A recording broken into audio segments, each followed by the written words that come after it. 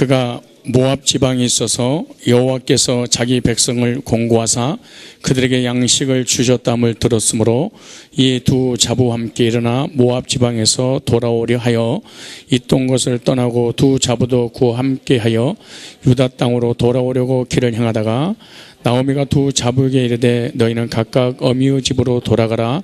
너희가 죽은 자와 나를 선대한 것 같이 여호와께서 너희를 선대하시기를 원하며 여호와께서 너희로 각각 남편의 집에서 평안함을 얻게 하시기를 원하노라 하고 그들에게 입맞춤에 그들이 소리를 높이 울며 나오미에게 이르되 아니이다. 우리는 어머니와 함께 어머니의 백성에게 돌아가겠나이다. 나오미가 가로되 내 딸들아 돌아가라. 너희가 어찌하여 나와 함께 가려느냐. 나의 태중에 너희 남편들 아들들이 오리니 내 딸들아 돌이켜 너희로 나는 늙었으니 남편을 두지 못할지 가령 내가 소망이 있다고 말한 오늘 밤에 남편을 두어서 아들들을 생산한다 하자. 너희가 어찌 그것을 인하여 그들의 자라기를 기다리겠느냐. 어찌 그것을 인하여 남편 두기를 멈추겠느냐. 내 딸들아 그렇지 아니하니라. 여호와의 손이 나를 치셨으므로 나는 너로 인하여 더욱 마음이 아프다. 그들이 소리를 높여 다시 울더니 오르바는 그 시모에게 입맞추되 롯은 그를 붙잡. 나오미가 또 가로되 보라. 6절까지 시작. 나오미가 또 가로되 보라 네 동서는 그 백성과 그 신에게로 돌아가나니 너도 동서로 따라가라. 롯이 가로되 나로 어머니를 떠나며 어머니를 따르지 말고 돌아가라. 강권하지 마옵소서. 어머니께서 가시는 곳 나도 가고 어머니께서 유숙하는 곳에서 나도 유숙하겠나이다. 어머니 백성이 나의 백성이 되고 어머니의 하나님이 나의 하나님이 되시리니. 17절 시작. 어머니께서 죽으시는 곳에서 나도 죽어 거기 장사될 것이라. 만일 내가 죽는 일 외에 어머니와 떠나면 여호와께서 내게 벌을 내리시고 더 내리시기를 원하나이다. 아멘. 세 사람의 선택이라는 제목으로 말씀을 증거하도록 하겠습니다. 오늘 본문에 보면 예루살렘에 흉년이 들게 됩니다. 예루살렘에 흉년이 들자 모압 땅으로 이주했다가 자기 나라 풍년의 소식을 듣는 순간 다시 올라오려고 준비하는 그런 과정이 오늘 본문에 그렇게 말합니다. 근데 제가 오늘 우리 개혁 성경은 좀 어려우니까 공동 번역 성경을 좀 읽어드리겠습니다. 영웅들이 세상을 다스리던 시대에 나라에 기근이 든 일이 있었다. 그때 유다 베들레헴에 살던 한 사람이 모압 시골에 가서 몸부쳐 살려고 아내와 두 아들을 거느리고 길을 떠났다. 그 사람 이름은 엘리멜렉이며 아내는 나오미, 두 아들은 말론과 기론이었는데 그들은 유다 베들레헴 태생으로 에브라 집안 사람들이었다.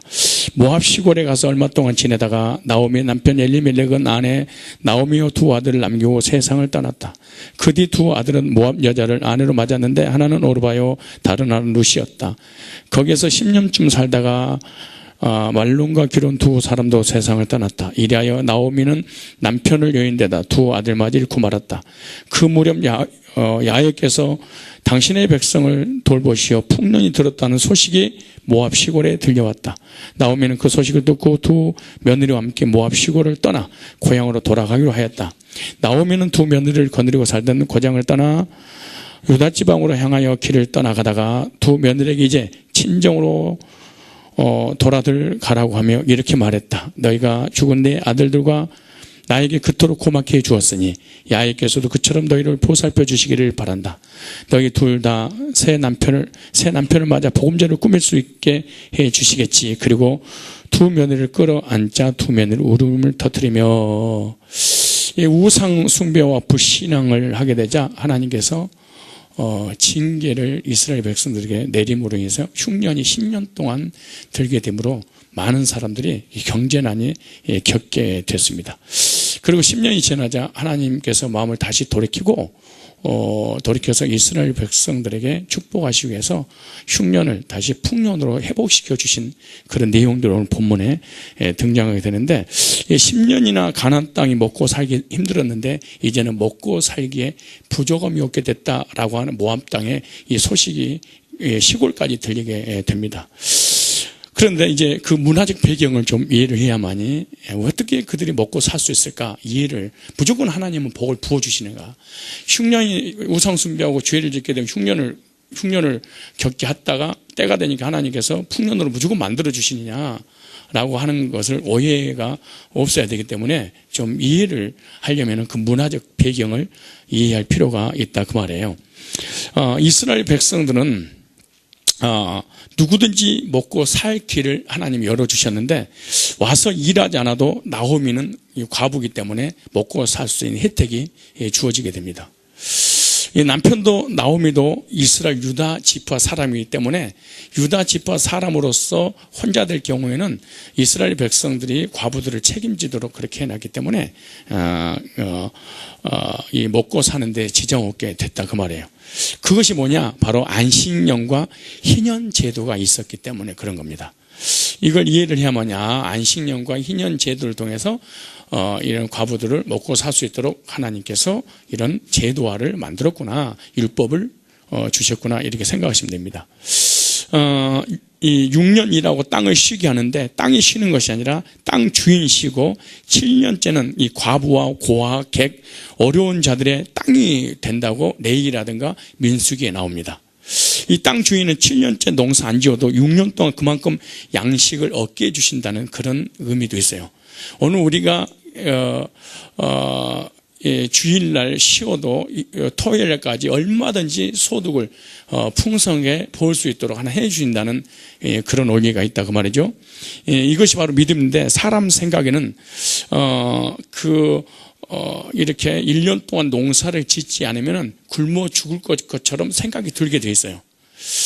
주일날 일을 하게 되면 2배, 3배로 받는데 그걸 곱하기를 5주, 4주 해보니까 엄청난 손해고, 그걸 1년 해보니까 어마어마한 수잖아요. 그러니까 그런 것들이 자기의 유익이라든가, 그리고 또 일을 하지 않을 경우에는 손해보고 하나님 앞에 드려지면 손해볼 것 같다는 생각이 들을 수 있어요. 그런데 이것이 바로 하나님께서 믿음을 갖게 만드시려고 하는 것인데, 이 포도원이나 밭이나 곡식 등 7년째는 이 과부와 고아들이 모두 가져가게 되었습니다. 그래서 땅이 쉬고, 땅이 쉰단 말은 땅 주인이 쉰다는 거예요. 그럼 그 땅에서 나오는 것은 고아와 과부들이 먹을 수 있도록 하나님께서 율법을 토라에 딱 이렇게 만들어 놨어요. 그러니까 지금 이스라엘 그 복지는 지금 현재 이 스웨덴이라든가 이 선진국에서 하고 있는 복지는 10분의 1도 못 따라갈 정도로 아주 이 지구상에 가장 이 복지 혜택이 잘 된 데가 바로 이스라엘, 하나님께서 이렇게 율법을 만들어 놨기 때문에 그런 거예요. 그래서 또 하나는 50년 때 되는 희년에는 땅이 주인에게 또 돌아가도록 됐습니다. 희년 7년을 7번씩 맞고 49년 그 다음해가 50년째 되는 나잖아요.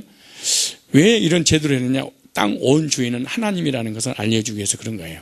땅 주인은 사람이 아니고 누구다? 하나님이다. 그래서 돌아오게 만드는 거예요. 그래서 이스라엘이 정복할 때, 그 가나안 땅을 정복할 때 그 나눠준 것이, 하나님께서 그 각 지파들을 나눠줬잖아요. 나눠준 것을 사고 팔면 안 되도록 되어 있습니다. 그래서 희년이 가까워지면 땅값이 상시로 떨어지게 될 거 아니에요. 근데 희년까지 10년 남았다면 10년치에 대한 땅값만 받고 팔게 됐어요. 그러니까 그동안에 그 벌어먹을 그것까지 전체를 받아들인 게 아니고 10년 남았으면 10년 값만. 땅값이 1억이다. 그래 1천만 원만 받고 다시 팔게 됐는데, 이스라엘 백성들이 나중에는 이런 제도에 대해서 또 율법에 대해서 무시하기 시작합니다. 그 율법을 지키지 않아요. 하나님 말씀에 순종하지 않아요. 그래서 과부와 이런 고아들이라든가 나그네들이 먹을 수 없는 그런 악행을 저지르기 시작하는 거예요. 다시 말해서 안식년이 되고 희년이 되면은 땅을 힘들어서 이렇게 팔할 수 있잖아요. 그냥 돌려줘야 되는데 돌려주지 않아요. 돌려주지 않으니까 어떤 일이 벌어지냐? 빈익빈 부익부가 생겨나기 시작하는 거예요. 이스라엘 나라는 빈익빈 부익부를 하나님 허락하잖아요. 똑같은 땅을 분배해서 똑같이 살게 해서 평등하게 살도록 했단 말이죠. 그런데 50년이 지났는데도 불구하고 돌려주지 않아 버리는 거예요. 그래서 계약서에는 파는 내용만 있고 돌려준다는 내용이, 돌려준다는 내용은 토라에 다 적어져 있는 거예요. 그래서 이스라엘 백성들은 이런 희년도 안 지키고 안식년을 안 지켜버리는 거예요. 즉 말해서 하나님의 법을 어기는 거예요. 그러면서 가난한 자, 과부, 고아가 굶기 시작한 거예요. 그래서 성경에서 이스라엘을 책망하는 가장 큰 이유는 뭐냐? 율법을 지키지 않는 죄였다, 그렇게 말하는 거예요. 그러니까 율법을 지켜서 구원받으려고 하는 게 아니에요. 하나님의 백성들은 하나님께서 우리 백성들이 이 땅에서 행복하게 살게 하려고 여러 가지 복지 제도를 주셨는데 그 율법을 지키지 않는 데서 온다고 말해요. 이 냉정하게 따지면은 이렇게 생각하면 돼요. 저 사람 앞에 1,000만 원 있어요. 나한테 100만 원 있어요. 그럼 내 돈은 300만 원 저 사람을 가져간 거예요, 사실은. 이렇게 봐야 됩니다.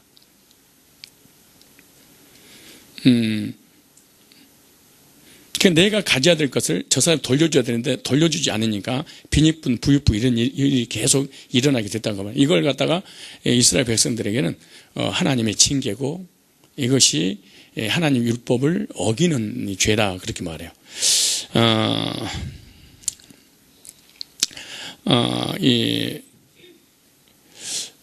그래서 이스라엘 백성들을 하나님께서 바벨론에 70년 동안 포로로 끌려가게 만들어요. 그러니까 포로로 끌려가게 만들어놓으니까 땅은 자동적으로 강제적으로 뭐 하게 되는 거예요? 안식하게 되는 거예요. 강제적으로. 참 이거 신기한 겁니다. 이런 말 있잖아요. 11조를 안 해, 내가. 그래도 완벽하게 하나님은 다 받아요. 어떻게 받아요? 사업을 망하게 해서 거지가 되게 해서라도 반드시 하나님 받으려는 거예요. 바벨론 이 땅을 쉬게 했어요. 근데 희년이 되고 안식년이 돼도 안 돌려주는 거예요. 그래서 강제적으로 포로로 끌려가게 만들어서도 하나님 율법을 성취시키시는 거예요. 하나님 법을. 그리고 우리가 11조를 안 하고 내가 빚을 갖고 최선을 다해서 그냥 신앙생활하고 이 헌금을 안 한다. 그러니까 내 것이 차고 싸질 것 같다. 그러지 않아요. 누가 죽어버리고 아파버리고 병들고 사고 나버리고 이상한 데로 다 없어져요. 실제로 한번 해봐봐요. 한번 해봐봐. 나도 지금 이번에 금년 한 500만 원 손해를 봤는데 이렇게 옆으로 들어온 각각 용돈들이 있잖아요. 그 용돈이 오면 써버리고 막 그랬어. 그런데 뭐 집으로 가기 전에 없어지니까 그런 것도 했었지. 그런데 이번에 1월 1일 2시 48분에 우리 희택이한테 차 좀 끌고 오라고 했더니 260만 원이나 그 견적 나도록 박아놨어. 그것도 30m도 못 오고 30m 하는데 출발해가지고. 그래도 눈치를 못 챘어, 내가. 그리고 좀 있으니까 주차를 이렇게 시켜놨는데 누가 그냥 큰 덤프 트럭 같은 것이 내 앞 트럭을 뒷바퀴에다 그냥 박아버렸어요. 그래서 뚜껑 열려버린 거지. 아니 그러니까 이게 들렸어요. 그런데 전화번호가 이렇게 있더라고. 근데 죄송합니다. 제가 박았습니다. 모든 배상을 다 해드리겠습니다. 전화 주세요. 그리고 전화번호를 하나 있더라고. 그래서 전화를 했어요. 저 차주되는 사람입니다. 그랬더니 정말 죄송합니다. 보험 처리하면은 제가 다 하도록 하겠습니다. 이미 연락해 놨습니다. 어디 아는 데 있으면 거기다 맡기십시오. 그렇게 하더라고. 그래서 내가 그랬지. 아니 내 차가 이렇게 박살날 정도면 우리 선생님 차는 남자니까 얼마나 많이 박혔겠습니까? 그랬더니 저는 쌩쌩하고 기사는 안 났습니다. 그러더라고. 알고 보니까 코란도 앞에 이렇게 쇠망치 이렇게 해놓은 거 있잖아요. 코란도 같은 거. 쇠 이렇게 막. 그러니까 그걸 앞뒤로 했는데 빠꾸 와가지고 박으니까 잘 기사나도 안 난 거야. 그래서 나도 코란도로 바꿀까. 그래서, 그래 박아버렸어요. 그래서 내가 그랬지. 다행입니다. 근데 이분이 그러는 게 혹시 교회 다니세요? 이래. 왜요? 그랬더니 혹시 그래서 왜요? 그랬더니 목소리가 꼭 목사님 같아요. 그러더라고. 나한테 그러더라고. 그래서 내가 저 교회 다닙니다. 그러니까 저는 목사입니다 그러더라고. 자기가 목사래. 그래서 저도 목사입니다 그랬더니 목사입니다 그랬더니 뭐냐면 아니 제가 번호 0691 번호하고 내 번호 0691이잖아요. 그다음 목소리 들어보니까 목사님 같다는 거예요. 그래서 내가 저는 합동측입니다. 자기도 합동측입니다. 그래. 공항동에 계신데 그 사랑의회 교회예요. 그래서 저 총신 신대원 나왔습니다. 저도 거기 나왔습니다. 저 몇 기입니다. 그랬더니 내 선배야. 그래서 네, 목사님, 내가 이 좋은 차 박아버려가지고 화가 나서 소리를 질러야 되는데 왜 내가 편안하게 상대방 것을 배려했잖아 내가. 근데 만약에 진짜 이거 어떤 새끼야 말이야. 그리고 막 이렇게 소리를 지르고 그랬으면 아는 사람끼리 전화상으로 어떻게 될 뻔했냐고. 그리고 그것도 연결해 보니까 견적이 뭐 168만 원인가 또 얼마 나왔어. 근데 그거 하다가 나도 참 머리를 썼어. 이렇게 박았으니까 이 고장난 것까지 마저 합쳐서 그냥 씌워가지고 이것까지 마저 고쳤으면 좋겠다. 그런 마음을 좀 먹고 우리 누구지? 우리 칸센터 경민이 형제한테 얘기를 했지. 야, 옷이 고장난 어디 있는 거 확인해 봐봐. 그러니까 있는데요. 그래. 얼마냐 그래. 57만 원이고 8만 원이 나오는데 야, 연결해가지고 그걸로 딱 해. 그랬더니 안 됩니다. 그러는 거야. 이건 안 박혔잖아요. 그러더라고. 그래. 58만 원 해가지고 이것저것 또 땜방. 그래서 내가, 그런 다음에 내가 알았어. 내가. 이거 그냥 누가 이렇게 주는 거 막 써버린 그것이 화근이었구나. 그걸 깨달은 거예요. 그래서 오늘 어떤 집사님한테 내가 그 11조만큼 준비해가지고 저번에 떼먹은 거 해야 되겠다. 우리 오늘 했잖아요. 해야 될 것을 안 하잖아요. 원래 11조라는 건 하나님이 살아계신 분 믿습니다. 그 말이잖아요. 그리고 하나님 주권을 믿습니다. 그 말이잖아요. 그 다음에 모든 복이 하나님께로 오는 겁니다.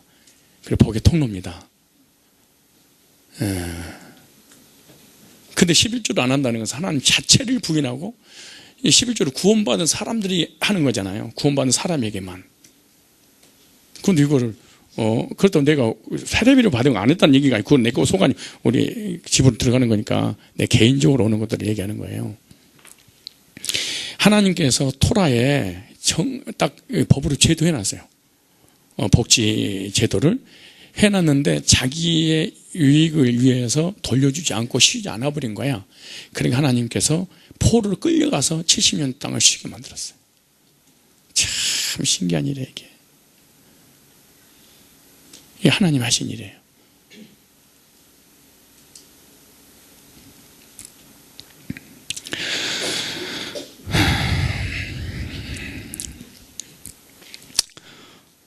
그리고 땅 주인은 6년 동안 하나님께서 내게 풍년을 주신 것을 감사해서 과부라든가 나그네라든가 고아라든가 이런 사람을 도와야 되고, 그리고 1년 동안은 다른 사람이 공사를 하잖아요. 다른 집에.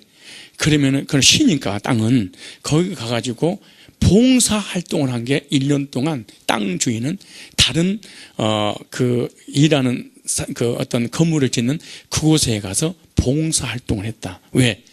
6년 동안 베풀어 주신 하나님 은혜에 감사해서. 이것이 바로 하나님께서 만든 거예요. 그래서 이런 이방 나라에는 없는 것, 이런 제도를 하나님을 믿는 하나님의 백성들에게 이런 제도를 주셨다 그 말이에요. 그런데 이제 그 나라가 흉년이 들었으니까 이제 먹고 살만 하잖아요. 그래서 먹기 위해서 다시 나오미가 돌아가려고 하는 거예요. 그러니까 자기는 혼자 됐으니까 얼마든지 먹고 거기 백성들이 자기를 복지 혜택을 준다는 것을 제도적으로 법적으로 알았기 때문에 그런 거예요. 그런데 베들레헴에도 마을이 여러 개 있었어요. 윗마을, 아랫마을, 여러 가지 연망을, 우리 인천에도 여러 동네가 있잖아요. 베들레헴 안에서도 이 에브라다라는 마을입니다. 그런데 헤브론은요 어떤 곳이냐 그러면 도피성이 있어가지고 도피성에는 레인이 살고 있었잖아요. 그런데 헤브론에도 많은 마을이 있어서 그 마을 중 하나에 레인들이 모여 살았고 그곳이 바로 도피성이 지정된 곳입니다. 죄를 지어서 죽기 전에 도피성을 피하면 살게 되도록 하나님께서 구약의 민수기의 법을 만들어놨어요. 그런데 베들레헴에도 레인들 마을이 있었어요. 헤롯이 이 아기들을 죽이려고 했을 때도 또 죽였을 때도 베들레헴 도시 안에 여러 개의 마을에서 2살 이하의 아이들이 죽었잖아요. 그런데 베들레헴에서 가장 큰 마을이 있다면 2,000명 정도의 사람이 살고 마을 하나에는 최고 500명 정도 못 산다 이렇게 생각하시면 됩니다. 왜냐하면 성경적 번역이 좀 잘못된 곳이 있어서 말씀을 드리려고 해요. 베세메스 사람들이 이 소래골짜기에서 밀을 벨 때면 5월에서 6월쯤 됩니다. 계절이. 근데 그들이 언약궤 뚜껑을 열었을 때 사무엘상 6장 13절에 보면은 또 19절에 보면 5만 명이 죽어버려. 자, 이게 문제라는 거지. 그러니까 제일로 많이 사는 데가 마을에 2,000명. 그리고 거의 500명. 시골이니까. 근데 한 마을에 5만 명이 산다는 것은 불가능한 일입니다. 한번 찾아보실래요? 6장 19절. 사무엘상 6장 19절. 6장 19절. 베세메스 사람들이 여호와의 교회를 들여다 본 거로 그들을 치사 몇 명이? 5만 70인을 죽이신지라. 여호와께서 백성을 쳐서 그게 살려고 하신 백성이 애고가 5만 명이라는 숫자는요, 집 하나가 송두리째 없어져 버렸다는 얘기잖아요. 추수하러 나온 사람이 5월, 6월 달에 밀 추수할 때잖아요. 그러니까 밀 추수하려고 5만 명이 나와요. 여러분 시골에 우리가 비동인데 추수철이 되면 가을에 추수철이 되잖아요. 그럼 5만 명씩 와가지고 추수합니까? 예? 이 50명 정도 되면 50명 정도. 왜 5만이라는 숫자를 넣었냐면 사본이 다르기 때문에 그렇다고 생각하시면 됩니다. 히브리어는요, 알파벳의 숫자가 지정되어 있으므로 이 글자를 숫자로 착각해서 5만이라고 가로 안에 넣어버린 거예요. 그러니까 결국 죽은 자는 몇 명이에요? 50명 정도. 그러니까 그 당시 인원은 큰 마을이라 해도 몇 명밖에? 2,000명. 적게는 500명. 50명, 여러분 500명 사는데 50명이 죽어버리면 적은 숫자가 아니에요. 어마어마한 숫자지. 근데 5만 명이 죽었다니까 엄청난 숫자잖아요. 그래 번역상 문제가 있었다 이렇게 생각하시면 됩니다. 헤롯이 죽인 아이도 수백 명이 아니에요. 수천 명도 아니에요. 30명에서 40명 정도였을 것이다 라고 생각하시면 됩니다. 그것도 번역상 문제가 있기 때문에 수만 명을 한꺼번에 죽일 수는 없죠. 그리고 어떤 나사렛이라든가 베들레헴 어떤 마을이잖아요. 마을 애기가 뭐 수만 명씩 있겠습니까? 그때 또 그러니까 번역상 좀 오류가 있었다 이렇게 생각하시면 됩니다. 그런데 오늘 본문에 보면 8절에 본문의 8절에 나오미가 두 자부에게 이르되 너희는 각각 어미의 집으로 돌아가라. 너희가 죽은 자와 나를 선대한 것 같이 여호와께서 너희를 선대하기를 원하노라. 선대하기를 아사 이 말은 일하다, 행하다, 만들다, 형성하다, 이루다라는 단어인데요. 이 아사 이 동사는 바로 일하다, 행하다, 만들다, 형성하다, 이루라 라는 그런 의미입니다. 그런데 선대의 차이를 보면 8절에 그러니까 사람이 선대하는 것과 하나님의 선대를 좀 볼 필요 있어요. 8절에 선대, 죽은 자들과 나를 선대 이 말은 아싸 일을 행하다, 섬겨줬다, 많은 좋은 일을 해주었다. 그러니까 누구예요? 죽은 자들, 자기 남편과 두 아들들이 나에게 이렇게 잘해줬었다라고 얘기한 거예요. 근데 여호와께서 선대, 여기 단어가 달라요. 그러니까 8절에 죽은 자들이 선대하는 것과 여호와께서 너희에게 선대해 주기를 원한다. 같은 단어인데 히브리어 언어 자체가 달라요. 하나는 야사, 또 여호와께서 선대, 여기서는 헤세드라는 단어를 썼어요. 똑같은 선대인데 사람이 선대해 주는 것과 하나님의 선대는 다르다는 거예요. 아싸냐? 아싸! 이건 사람이 했다 그 말이에요. 근데 하나님이 했을 때는 뭐예요? 헤세드라는 단어. 이 말은 인자, 은총, 은혜. 너희가 나에게 좋은 일을 해 주었으니 하나님께서 너에게 헤세드 해 주기를 원한다. 이렇게 축복하는 거예요. 너희 남편들이 네 땅에서 너희들이 또 죽은 사람들과 함께 나한테 뭐 해줬으니 잘해줬으니 하나님께서 너희들에게 헤세드 하기를 원한다. 무슨 말이야? 하나님의 은총을 받아 누리라고 복을 비는 내용입니다. 이게 8절에. 오늘 시골 내려가야 되는데 시골 내려가지 않고 수협에 오신 모든 분들 여호와의 헤세드가 함께하기 바랍니다. 이제 축복하세요. 하나님의 헤세드가 함께하시기를 축복합니다. 시작. 하나님의 은혜, 하나님의 자비, 하나님의 은총. 참 나는 진짜 믿음이 좋은지 안 좋은지 잘 모르겠지만은 꼭 여기 앉을 숫자만 올 것 같더라고. 그래서 내가 전도사님한테 그랬어. 저기 불 다 꺼라. 전기 까면 나간다. 그때 어떤 전도사님 그래, 목사님 많이 올 줄로 믿고 그러지. 아니야, 나는 안 믿어. 봐봐.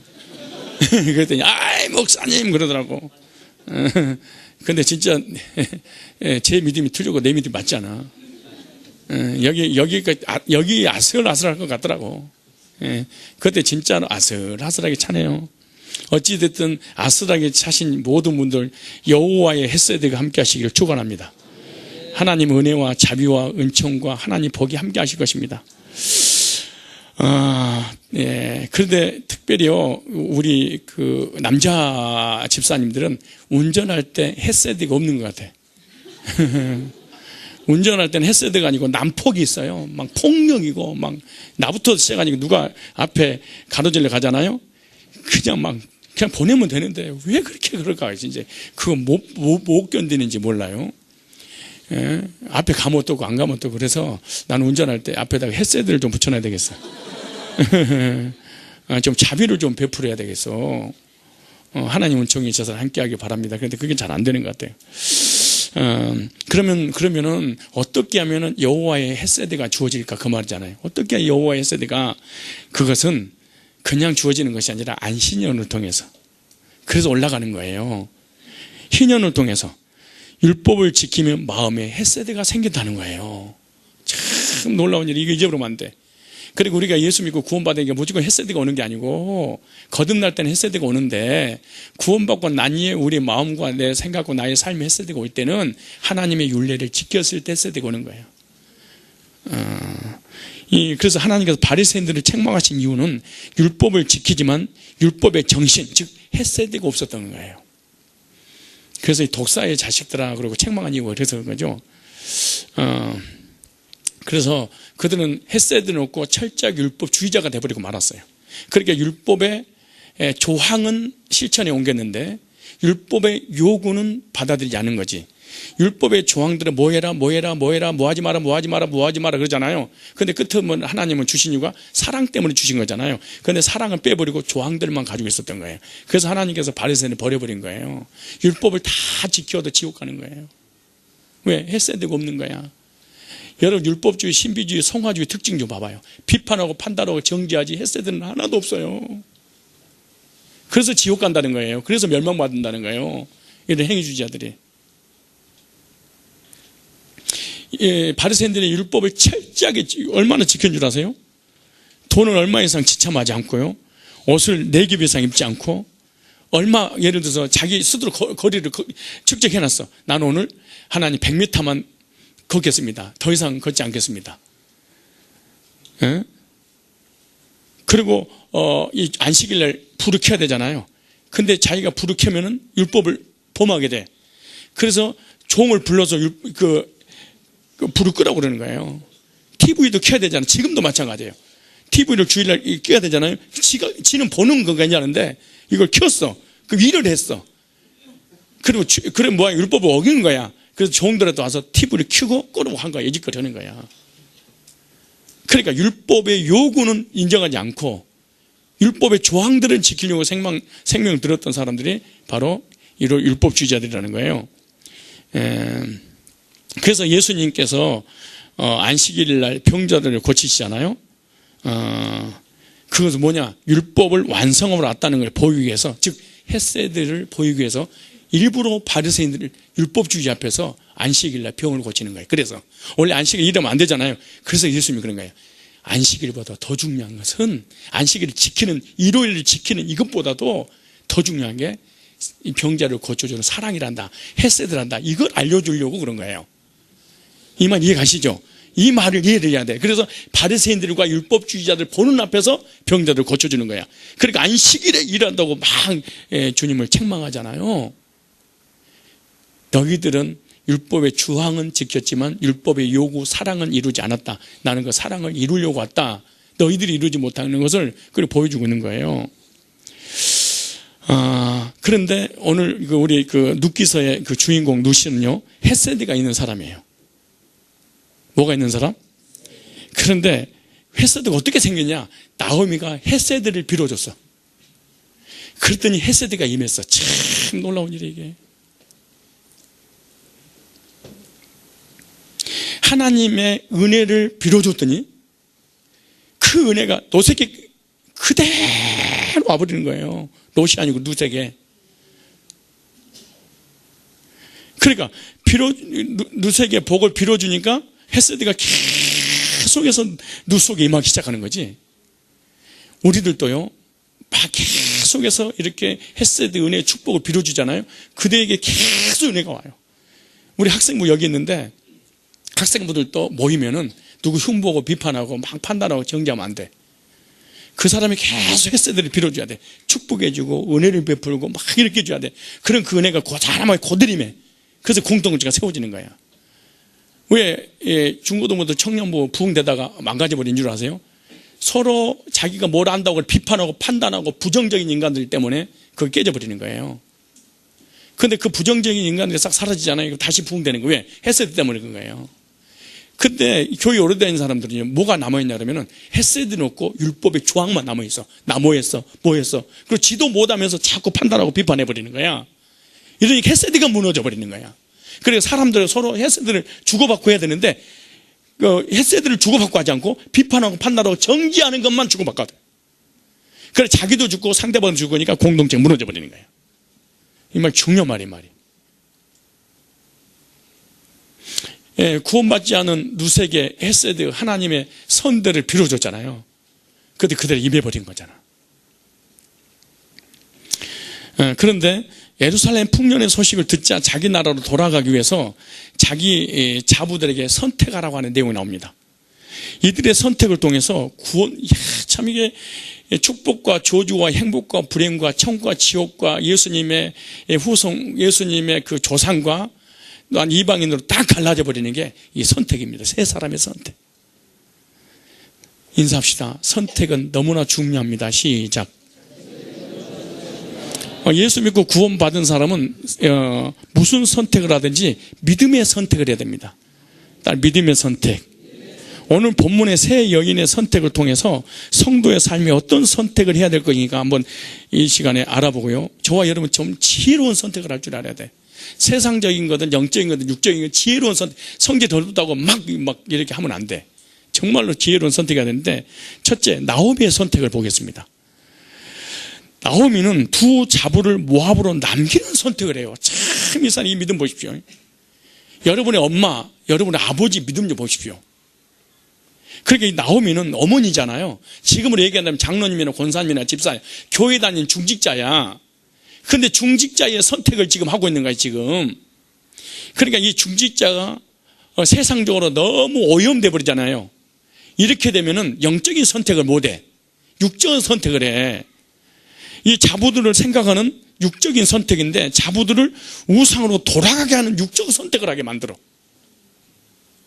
자 보세요. 1장 7절에 있던 곳을 떠나고 두 자부도 그와 함께 유다 땅으로 돌아오려고 길을 행하다가 나오미가 두 자부에게 이르되 돌아오고 있는데 갑자기 서가지고 아니 지금 이제 모압에서 나와서 어디로 가려고 이제 이스라엘 베들레헴으로 다시 떡집으로 말씀의 집으로 하나님이 계신 곳으로 가려고 그래. 그 따라오고 있는데 잠깐 just a moment. 그러면 이런 짓거리 하는 거예요 갑자기. 오늘 여러분들은 뭐 하냐 그러면 수협에 나오려고 그러는데 잠깐 너는 그냥 아버지 집에 가라. 너는 시골에 내려가라. 너는 뭐 해라. 나 혼자 그냥 교회 갔다 올 거니까. 이럴 수 얼마나 있는 거야 이게. 주일날도 나는 하나님 앞에 예배 드리고 갈 거니까 너희들은 큰 집에 갔다 와라. 작은 집 갔다 와라. 고향 내려갔다 와라. 아주 믿음 있는 장로, 믿음 있는 권사, 믿음 있는 집사, 교회 오래 다니는 사람이 지금 죽이는 선택을 하게 만드는 거야, 이게. 보세요. 나오미가 두 자부에게 이르되 너희는 각각 어미 집으로 돌아가라. 너희가 죽은 자와 나를 선대한 것 같이 너희를 선대하기를 원하며 여호와께서 너희로 각각 남편의 집에 평안을 먹게 하시고 원하라고 그들에게 입맞추며 그들 소리를 높이 울며 나오미에게 이르되 아니 나오미에게 우리 어머니와 함께 어머니 백성이 돌아가겠나. 나오미가 이르되 내 딸도 돌아가. 너희가 어찌 나와 함께 가려다 나의 태중에 너희 남편들 아들들이 오히려 있느냐. 또 내 딸들이 돌이켜 내 딸들아 돌이켜 너희 길을 가라. 나는 늙어서 남편을 두지 말라. 쭉 얘기하면서 15절 다 읽었다고 그러고 나오미가 다시 타일렀다. 보아라. 네 동서는 제 결례와 제 신에게 돌아갔지 않느냐. 그래 너도 네 동서로 따라 돌아가거라. 그 나오미의 선택은요, 신앙이 없는 육적 선택을 하게 만들었습니다. 지금 이 순간은요, 나오미는 전혀 믿음이 없는 예기주의 믿음입니다. 이게. 이 사람 나오미는 얼마나 자기 자부들을 사랑했는지, 너희들이 믿는 신 믿어라. 우리 신 믿지 말고. 너희들이 섬기는 우상 섬겨라. 너희 본토 친척 집 떠나려고 왜 고향을 떠나려고 그래. 너무너무 생각해주는 척 하는 거예요. 자부들의 영혼과 구원을 위한 믿음의 선택이 아니에요. 육신적이고 불신앙적 선택을 지금 하고 있는 거예요. 오늘 우리들도요, 얘들이 수예배 드리고 싶다고 그래. 주일날 예배 드리고 싶다고 그래. 그러니까 장로님, 권사님, 안수집사, 이 교회 오래 다닌 사람이 무슨 말이냐. 공부해야 돼. 나 혼자 예배 드리고 올 거니까 예배 드리고 기도하고 하나님을 섬겨야 될 사람이, 야, 전교에서 1등 해야 돼. 주일날 무슨 교회를 가. 수요일날 교회, 내가 너를 위해서 기도할 거니까 나 혼자 그냥 예배 드릴 거니까 너는 열심히 공부해서 1등 해야지. 그것도 누구를 위해서? 너희들을 위해서, 자보들을 위해서.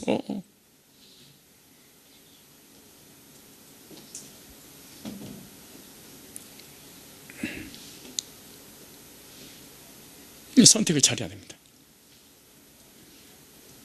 아니, 얘들이 예배 안 드리고 하나님 섬기지 않을까 봐 두려워해야 되는데, 섬기니까 잠깐만, 너희 아까운 시간 예배 드려도 되냐? 이 시간이, 야, 교회 오면은 1시간 동안 성경 구절 외운 게 아니고 뭐지? 영어, 수학, 이거, 야, 너 공부 한 털이야. 메뚜기도 한 떼라고. 이 아까운 시간에 너 예배 드리겠냐? 자기 자녀를 영원히 죽여버리게 만드는 거야. 부모님이 의해서. 누구를 사랑하면 이제 자녀를 사랑하는 척 하면서.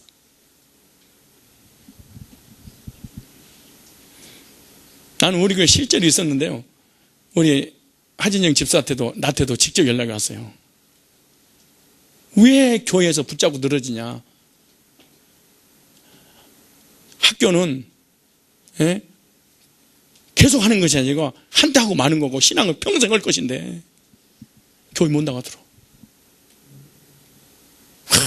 나를 책망하는데, 근데 안수 집사들이야.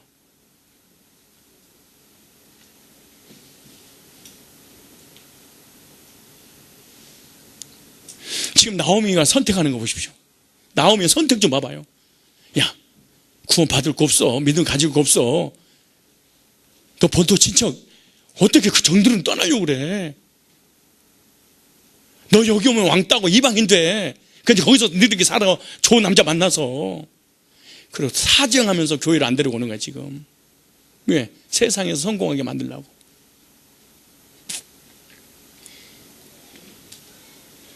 봐봐요. 비참하게 돼버립니다 여러분. 우리 적용 한번 해볼래요? 성도들은 어떠한 상황 가운데서도 믿음의 선택을 해야 된다는 거예요. 육적인 생각을 하기에 앞서 믿음으로 바라봐야 돼. 나의 선택은 나오미의 선택인가 생각해 봐야 돼. 이 사람은 여호와의 이름으로 선택권을 주는 거야 지금. 예수의 이름으로 너 이방인 땅에서 너 잘 될 거야. 여호와께서 너 복 줄 거야. 여호와께서 너 선대할 거야. 여호와께서 자비를 베풀어서 너 이 모압 땅에서 축복받게 해줄 거야. 오지 마.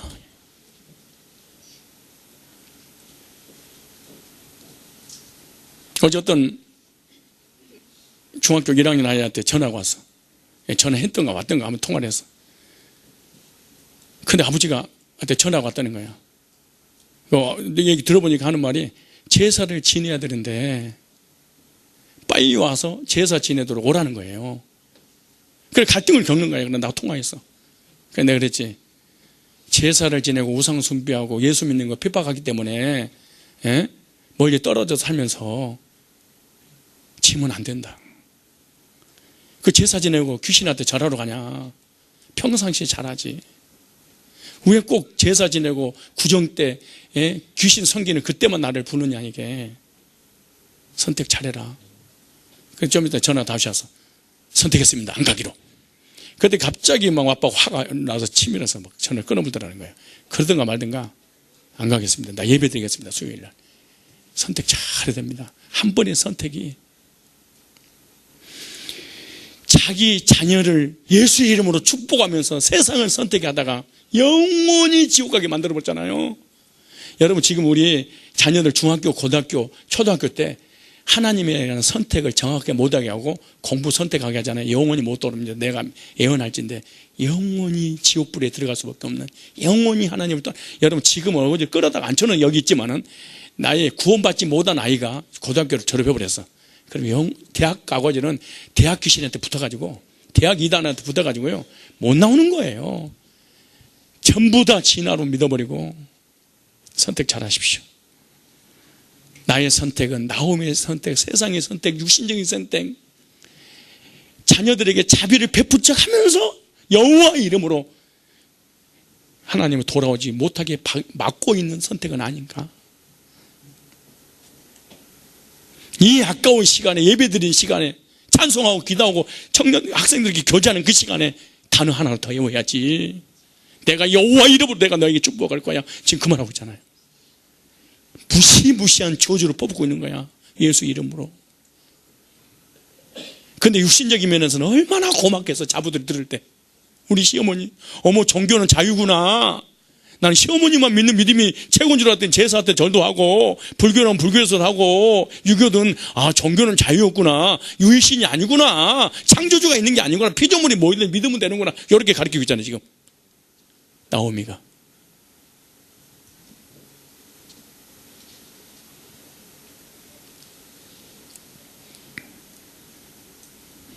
두 번째 이 오르바의 선택입니다. 14절에 그들이 소리를 높여 다시 울더니 오르바는 그 신부에게 입맞추되 룻은 그를 붙잡았다 이렇게 말해. 오르바는 베들레헴으로 가다가 돌아갔어. 왜? 시어머니 때문에. 교회 오는데 엄마 아빠가 못 오게. 왜? 공부 가르치느라고. 교회 오고 싶은데 못 오게. 왜? 돈 벌라고. 진짜. 여러분 교회 안 나오면은 막 두드러 패고 욕을 하고 발로 차버린 부모님 만났다면 복 받은 거야. 야, 너 바쁘지? 돈 벌어. 그럼 돈 벌어야지. 그럼 남자친구 만나야지. 아이고 지금 예배도 지금 어디가 있어. 예수쟁이에게 가짜지. 이 말 한마디, 부모님의 말 한마디가 지옥을 보내버렸다니까. 지금 잘 따라가고 있는 거야. 지금 오고 있는 거야. 근데 잠깐만, 너희들이 지금 나 따라도 되는 거냐 이거? 이 아까운 시간에? 야, 이거 봐봐. 이거. 베들레헴으로 가는 도중에 시므의 이 권면을 받고 돌았어. 인본주의 권사를 만나서, 세속적인 권사 만나서, 부정적인 자기 엄마 권사 만나서, 부정적인 안수 집사 만나가지고 자기 영혼을 영원히 지옥으로 가게 만드는 거야. 자기 친가족들이. 이 사람 어떤 사람? 신앙으로 시작했다가 돌아간 사람의 모형이에요. 즉 믿음으로 시작했다가 돌아선 사람들의 모형이다. 이게 디모데후서 4장 10절 나와요. 세상을 사랑해서 돌아간 데마와 같은 경우야. 4장 10절 이렇게 말합니다. 데마는 이 세상을 사랑하여 나를 버리고 데살로니가를 갔고, 이번에 우리 성지순례 데살로니가 갈 거야. 이거 다 보게 될 거예요. 그레스게는 갈라디아로, 티도는 달마디아로 갔고, 전부 다 세상, 그렇게 신앙으로 시작했다가 다시 우로 돌아가 버리는 거예요. 그래 믿음 생활하다 돈 벌려고 주일날도 수요일날도 금요일도 나눠버려. 돈에 미쳐버려가지고. 세상을 너무너무 사랑하여. 우리 교인들 청년들도요, 주일날 수요일날 금요일날 예배드리고 청년예배 난리치다가 세상만 딱 드는 순간에 교회를 딱 차단해버려요. 그것도 간신히 일요일에 한번 간신히 교회 와. 왜? 세상을 사랑하여 데살로니가로 갔고, 그렇게 믿음 좋다고 난리치던 사람이 그래 지켜보고 오래 가봐야 알아. 오래 가보는 거예요. 구원받아도 눈물 흘리고 엎어지고 계급품 물고 막 간질하는 것처럼 쓰러져도 지나가보면 알아. 세상으로 딱 나가보면 알아. 다시 말해서 처녀 총각이 연애해보고 난 다음에 결혼하고 난 다음에 그때 믿으면 알지. 지금은 막 믿음 좋잖아 우리 애들. 왜냐? 여친이 없으니까. 남친이 없으니까. 왜? 사랑을 쏟을 대상이 없으니까 그러는 거지. 근데 사랑에 쏟는 대상이 있어. 그 예배 드려, 수예배 드려. 그러면 이 사람은 진짜 온도뿔, 뼈대뿔, 쌍가뿔, 싱가뿔, 룽가뿔. 이 사람의 신앙을 진짜 존경해야 돼. 무슨 말이야? 돈이 있어도 예배 드려. 이 사람은 진짜 믿음 좋은 사람이지. 돈이 없으니까, 갈 데가 없으니까 어쩔 수 없이 예배 드리는 것과, 다시 말해서 고향이 있어도 예배 드리려고 안 가는 것과, 고향이 없어서 안 가는 건 다르다는 거지. 뭔 말인지 모르네. 그러니까 내가 남친이 없어서 예배 드리는 것과 있는데도 예배 드리는 거 다른 거야, 이 믿음이. 이 사람은 진짜 믿음이 있어. 이 사람 진짜야. 근데 믿음이 너무너무 좋은 줄 알았더니 남친이 딱 생기고 나니까 배는 게 남친밖에 안 보이는 거야. 예배가 뭐 없는 거야. 여친도 마찬가지고. 그래서 사람은요, 동시에 두루 사랑할 수 없는 일이다 그래. 하나님과 사람을, 하나님과 세상을, 하나님과 물질을. 절대 그게 불가능하다는 거야. 마음속에 둘을 둘 수 없다는 거지. 그러니까 연애해보면 알고, 결혼해보면은 하나님과 다 멀어져. 가정 책임지니까. 그리고 이런 메시지 전하면 자기한테는 상처가 있으니까 강하게 들리잖아. 야, 떠나자. 고래 잡으러. 그래서 교인들이 방황하는 거야. 돌아다니는 거야. 왜? 좋은 얘기 듣고 싶은데 까는 것 좀 들리는 거야. 원래요, 이 아이가 여기에 앉아있잖아요. 안 아파. 몸에 상처가 없어. 그럼 내가 지나갔어. 그래도 아무렇지도 않아. 근데 여기가 약간 아픔이, 여기 상처가 있어. 그래서 지나가. 또, 이러는 거야. 왜 상처받고 시험 드는 줄 아세요? 속에 상처가 있는 사람이 시험 드는 거야. 상처가 없는 사람 시험 절대 안 들지. 열등감, 상처. 비판 잘하고 부정적인 사람의 특징이 상처가 많고 열등감 많아서 그럴 거야. 열등감 많아서. 대만은 이 세상을 사랑하여 나를 버리고 데살로니가로 갔고, 믿음으로 하다가 시련이니까 돌아섰다 이런 거지. 믿음은요, 끝까지 견디는 신앙이어야 돼. 믿음이 뭐냐? 예수 믿습니다. 그게 믿음이 아니에요. 믿음은 인내하는 것이 믿음이다 그래. 누가복음 8장 15절에 또 마태복음 17장 20절에 보면 옥토에 떨어진 씨가 있는데 인내로 결실한다 그래. 옥토밭이 뭐냐? 기다릴 줄 아는 사람. 농사가 씨를 뿌려놓고 기다리는 사람이 옥토지라는 거야. 그런 믿음이 전혀 없는 사람이 뭐냐? 기다릴지를 모르는 사람, 믿음을. 그래서 주님은 믿음을 가지라고 말할 때마다 겨자씨 믿음 그랬어요. 따라 겨자씨 믿음. 겨자씨 믿음을 말할 때 크기를 말하는 것이 아니라 겨자씨만 하는 것, 씨는 적은데 그 속에 생명, 그 속에 엄청난 정보가 있다 그 말이야 이게.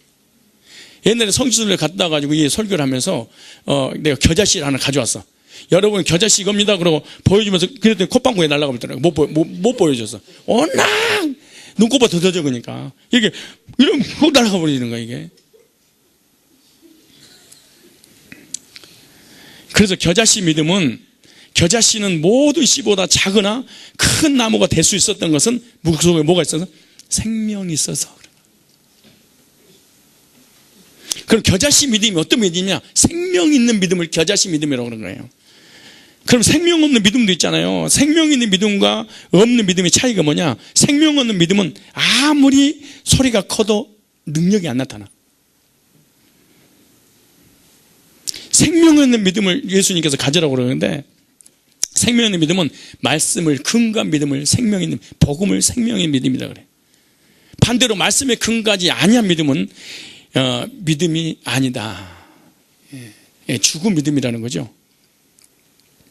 그러면 믿음을 가지려면 어떻게 된다는 거예요? 말씀을 드려야 돼. 그런데 말씀을 듣지 않고 가지고 있는 믿음은 믿음인데 그걸 신념이라, 자기가 만들어낸 믿음. 자기가 만들어낸 믿음은 얼마 못 가서 쓰러지고요, 환란이 오면 견디지를 못해. 그냥 넘어져 버려. 뿐만 아니라 겨자씨는 작지만 생명이 있기 때문에 반드시 성장한다. 이게 겨자씨 비유야. 겨자씨 믿음이 뭐예요? 그 속에 생명이 있으니까 크다는 거예요. 겨자씨는 작지만 성장하게 되어 있는데 겨자씨 믿음은 반드시 성장하게 되어 있다. 능력 있는 믿음은 비전이 있는데 하나님이 이루실 비전을 바라보는 것이 겨자씨 믿음입니다. 하나님께 나에게 창대케 해주시고 번성케 해주시고 함께 해주시고 구원해 주시고 은혜 베풀어 주시고 축복해 주실 걸, 이런 믿음을 가질 때 겨자씨 믿음을 가졌다는 거예요. 지금 내가 아무것도 없어. 근데 그 속에 정보가 있어. 그 속에 생명이 있어. 생명이 있으니까 반드시 때가 되면 성장하고 자라고 열매 맺게 돼 있어요. 그런데 누가복음 8장 15절에 보니까 옥토에 떨어진 씨는 인내로 결신하는 믿음이다. 인내하라 그래. 그런데 어떻게 해서 인내했더니 30배, 60배, 100배 결실하게 되는 거죠. 그래서 겨자씨가 결실할 때까지는 어떻게 된다? 인내라. 나무가 크면 클수록 오래 기다려야 됩니다. 배추, 상추, 무, 이거는 뭐 금방 그렇게 싹이 나버리잖아요. 근데 좋은 열매, 아름다운 열매, 그 맺을 우리에게 상품의 가치가 줄 수 있는 열매를 맺는 나무는 전부 다 큰 나무들입니다. 그러므로 믿음의 결실을 보려면은 반드시 조건이 있다. 인내하는 믿음을 가져라. 믿음의 성취에도 이 시간과 과정이 필요합니다. 많은 믿음의 사람들이 다 기다렸습니다. 오래 참아 약속을 받았느니라. 그래서 야고보서 4장 7절 8절에 보면은 농부에게서 인내를 배워라. 농부에서 인내를 배워요. 농부는 씨를 뿌려놓고 열매를 맺을 때까지 기다리지 않느냐. 어떻게? 싹이 나도 기다리고 물 거름을 주면서 기다리고 계속 열매 맺을 때 계속 기다리는 게 농부의 마음입니다. 어떻게 하는 거예요? 농부를 기대하면서 기다리는 거예요. 우리 하나님 말씀을 붙잡고 기도할 때 그냥 기대하면서 기다리는 거예요. 이게 옥토에 떨어지시라는 거예요. 무조건 믿습니다 하고 가만 둬버리는 것이 아니라 기대하라는 거예요. 11조를 드리고 기대하고 감사금 드리고 기대하고 예배 드리고 기대하고 헌신하고 기대하고 전도하고 기도하면서 기대하라는 거예요. 믿음의 기대를 하라는 거예요. 기대가 없는 건 믿음 자체가 없는 사람입니다. 불신자하고 똑같아져 버리는 거지. 그래서 인내하는 자만이 뭐 할 수 있다? 결실을 맺을 수가 있다. 이렇게 해야 돼. 나는 비록 꼬라지게 이래도, 비록 나는 믿음이 없어도, 나는 비록 별빛이 없어도 언젠가는 반드시 창되게 되고 번성하게 되고 하나님 나를 복 주실 거야 라고 기대를 하는 거예요. 그리고 기다려야 돼. 그리고 열매를 반드시 맺게 돼 있어. 근데 오르바의 선택은요, 기다리지 못한 거야. 이런 사람을 갖다 어떤 사람이냐? 구원받을 뻔한 사람이야. 그리고 구원받을 뻔하게 만든 사람은 누구냐? 부모님이었다는 거야. 저 나쁜 사람들이지. 그 세상 썩어 없어질 것을 공부 좀 하게 만들려고 하나님을 떠나게 만들어. 근데 떠날 때는 그렇게 떠나게 만드는 게 아니에요. 공부 다 하고 난 다음에 그래. 그때 예배 드려도 늦지 않아. 그럼 대학교 들어가면 어떻게 할 건데? 그리고 대학교 가가지고 또 대학교 가면 믿음의 선택을 하는 게 아니에요. 불신자의 선택이지. 여러분 왜 우리 교회 노처녀가 많은 줄 알아요? 그렇게 많지는 않지만 그래도 많잖아요. 그 이유는 믿음의 선택을 하려니까 그러는 거야. 불신앙의 선택하려면 구원받지 못한 사람 얼마나 많아. 걸리는 게 남자인데. 예? 구원받을 뻔하다가 잃어버린 불쌍한 영혼들의 선택인데, 이것도 영적인 낙태자들이라. 히브리서 6장 1절 이하에 구원받을 뻔한 사람. 교회 다니다가 구원받을 뻔한 사람 참 많습니다. 뭐예요? 구원받기 직전에 돈과 세상과 명예를 위해서 나가버리는 거죠. 교회 다니다가 그만두는 사람 많습니다. 구원의 확신이 없어도 기다려야 되거든요. 언젠간 하나님이 말씀이 떨어지는 장소에 있으면은 반드시 구원의 은총을 베풀어 줄 텐데 기다리지 못하는 거야. 여러분, 우리 학생들도 그럴걸. 둘이 이렇게 친하게 막 지내잖아요. 노래방도 가고 그냥 막 웃기는 얘기도 하고 세상 얘기를 하는데 어느 구원받으면 딱 바뀌어가지고 구원받은 얘기 딱 모여버리잖아요. 그럼 소외를 딱 당해. 그럼 재미가 없어. 그래 교회 떠날 준비를 하는 거야. 재미도 없네? 그럼 교회 재미로 오려고 그런 거야. 근데 구원받으면 예배를 드리는 재미가 있잖아요. 말씀으로 교제하는 재미가 있고 기도하고 막 이런 교제가 이런 기분이 이런 재미가 있는데 구원받지 못하면은 이런 재미가 없어. 노래 부르고 세상 얘기하고 불신자처럼 살고 싶은데 재미가 없어져 버리니까 둘이 딱 나눠져. 안 그러면 나가버리든가. 그리고 구원 안 받은 사람끼리 모이게 돼 있어. 그리고 구원 안 받은 사람에게 모이는 선택은 거의가 다 극단적이고 부정적이고 교회 나가는 거고 하나님 떠난 것들이야. 부정적인 사람의 결단은요 전부 다 교회하고 하나님 멀어지는 결단이잖아요. 그러니까 근데 묵묵히 기도하면서 기다려야 되거든. 인내해야 되거든. 그 열매를 맺혀지지. 언제 하나님 구원의 은총을 베풀지 어떻게 하냐고. 구원받을 뻔한 사람. 그러므로 복음 있는 베들레헴에서 끝까지 인내하는 믿음을 가져야 되듯이 저 여러분들도 복음 있는 교회에서 끝까지 믿음을 가져야 될 줄 믿습니다. 세 번째, 룻의 선택입니다. 룻이 가로되 1장 16절에 나로 어머니를 떠나며 어머니를 따르지 말고 돌아가라. 강권하지 마옵소서. 어머니께 가시는 건 나도 가고 어머니께서 유숙하는 건 나도 유숙하겠나이다. 어머니 백성이 나의 백성인데 어머니 하나님 나의 하나님 되리니 어머니께서 죽으시는 곳에서 나도 죽어 거기 장사되게. 이야 진짜 이런 우리 명훈이라든가 우리 애들이 아버지가 믿는 하나님 때문에 아버지가 죽으면 나도 죽겠습니다. 아버지가 이길 거면 나도 가겠습니다. 야 이런 애들이 있으면 얼마나 좋을까 해. 아빠 혹시 민주야 가까다 그러냐? 아빠 우리 명훈이가 나한테 그러더라. 중학교 3학년 때 아빠 종교는 자유에 왜 이래? 아 중학교 나한테 그래. 아빠 종교는 자유인데 왜 나한테 강권해? 나 고등학교 가면 다른 교회 가든가 종교를 다른 데 좀 알아봐야 되겠어. 와, 나 진짜 내가 이제 막 다리가 후들후들 떨리는데 목사 아들이 나 진짜 야, 그 여러분 특별히요 목회자 자녀들 교회 중직의 자녀들이 이 짓 하고 있다는 사실 알아야 돼. 얼마나 무서운 선택이냐고 이게. 응?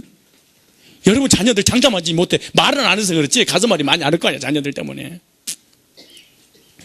진짜 억장이 무너질 얘기지. 그런데 까꿀로 명훈이가 아빠의 가는 길 나도 가겠습니다. 아빠가 주님 앞에 죽는다면 저도 함께 죽겠나이다. 아버지 하나님이 나의 아버지인데 아버지의 믿음이 나의 믿음입니다. 와 멋져 불어.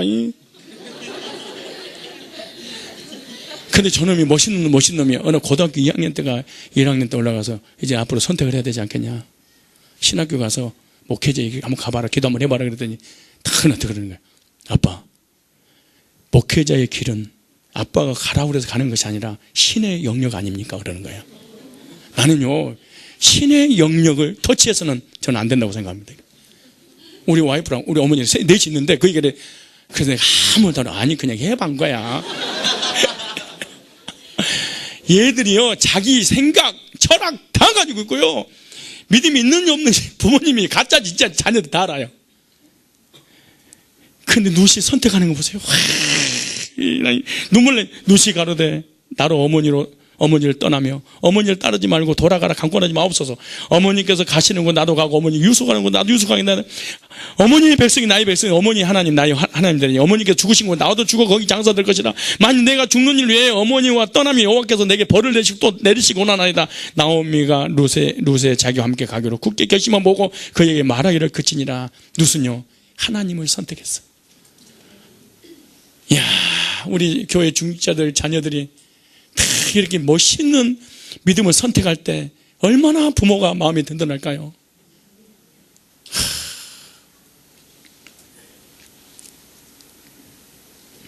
인간적으로 손해가 가는 것 같아도 하나님을 선택을 했습니다.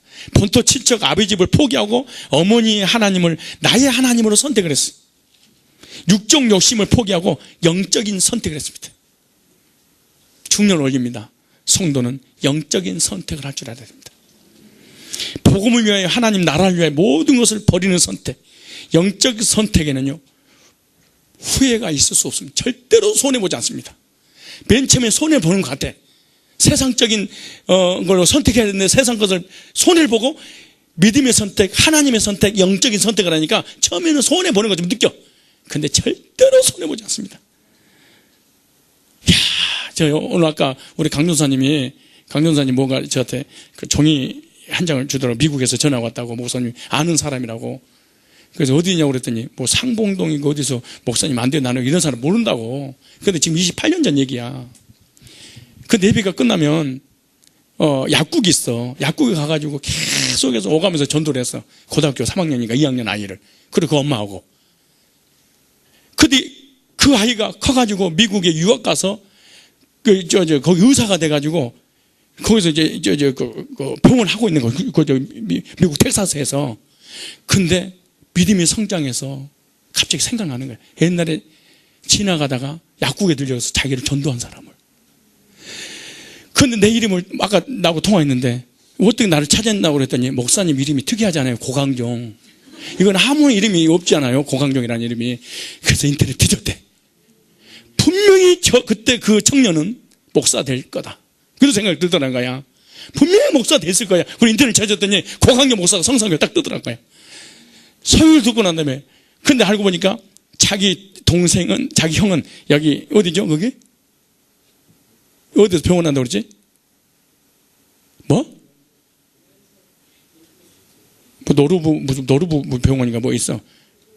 뭐야, 뭐를 병원 원장하고 있고, 거기서 그 전도 받았던 그 엄마는 거기에 권사가 돼서 약사를 하고 있더라고. 85살이야. 아니, 85살인데 약사하고 그러는데 치매만 안 걸리면 되지 뭐, 그래. 그러면서 그때 우리한테 전도했던 것이 기억나서 찾고 싶었다고. 그 엄마한테서 서울에서 오고 미국에서 또 연락이 온 거예요. 한번 꼭 찾아뵙고 싶다고 그러는 거예요. 28년 만에 열매도 있어요. 네? 그 사람도 참 나도 잘 봤지. 그 사람은 분명히 목사 됐을 거라고.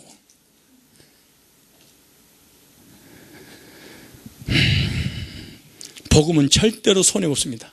손해보는 건 나중에 반드시 돌아옵니다.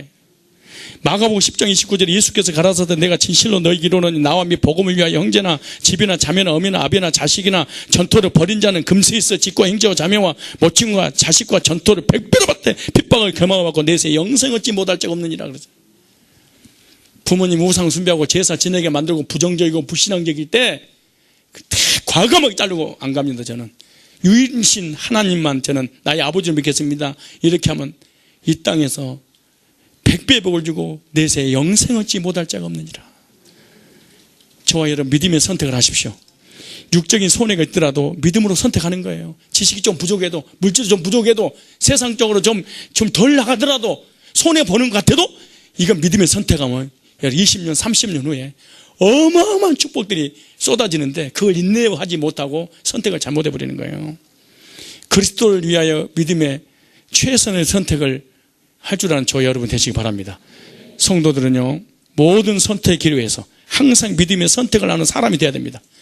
그리스도를 위한 선택이 항상 육적으로 손해인 것 같아도 결과는 반드시 복이 있다는 사실을 깨닫고 선택의 기로에서 영적인 것을 선택할 것인가, 육적인 것을 선택할 것인가, 세속적인 것을 선택할 것인가, 하나님을 선택할 것인가, 핍박을 받더라도 나는 영적인 믿음의 선택을 하겠다. 그래서 누시 나중에 예수님의 조상이 되잖아요. 얼마나 놀라운 축복입니까? 한 사람은 영원히 저주받아버리고 한쪽은 축복. 순간에 선택을 10년은 좌우한다. 냉장고 선택 있잖아요. 예? 여러분 이 교회 선택하고 믿음의 선택은 영혼을 좌우하고 내 미래가 좌우하는 거야.